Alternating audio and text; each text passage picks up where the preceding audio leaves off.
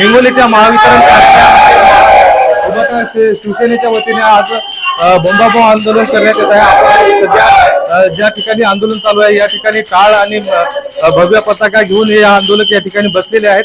आपण बघू शकता कशा पद्धतीने या ठिकाणी आज खरं तर होळीचा हिंदू धर्मातील होळी सण आहे, मात्र या सणाच्या दिवशी देखील हे आंदोलन या ठिकाणी चालू आहे।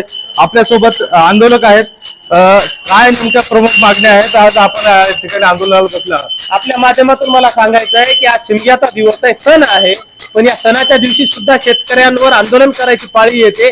खरं तर या प्रशासनासाठी ही शर्मेची बाब आहे। यांनी पाण्यात बुडून जीव द्यायला पाहिजे या प्रशासनाने, या महावितरणला।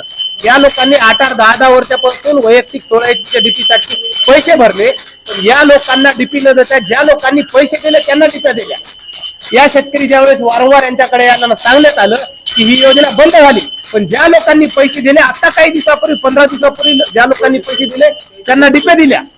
आज खरं तर हिंदू धर्मातील होळीचा सण आहे आणि या होळीच्या सणाच्या दिवशी आपण आंदोलन करतायत, नेमक्या काय भावना आहेत? आमची भावना आहे की या प्रशासनाला, या ठेकेदारांना धर्मवर्म काय कळत नाही। यांचा फक्त एक धर्म आहे, माल येऊ द्या, फक्त माल पाहिजे यायला, राम नाम जपना, पराया माल आपला, फक्त ही भूमिका आहे प्रशासनाची, महावितरणची, या ठेकेदाराची।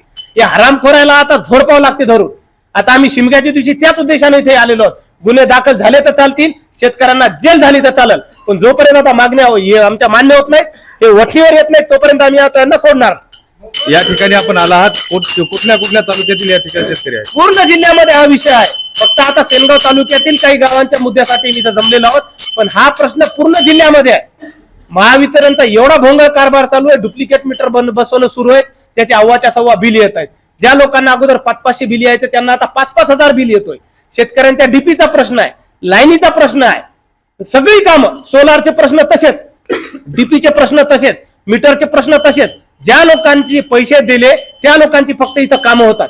आणि आम्ही जाब विचारायला आलो तर एकही हजर नाही, आता सगळे गाडीला शेपूट लावून पळून गेले सगळे। निश्चितच या ठिकाणी जे आंदोलन चालू आहे, आंदोलकांना अधिकारी कुठलाही भेटण्याच्या मानसिकतेत नसल्याचं या ठिकाणी आंदोलक सांगत आहेत। गजानन पवार, LS मराठी, हिंगोली।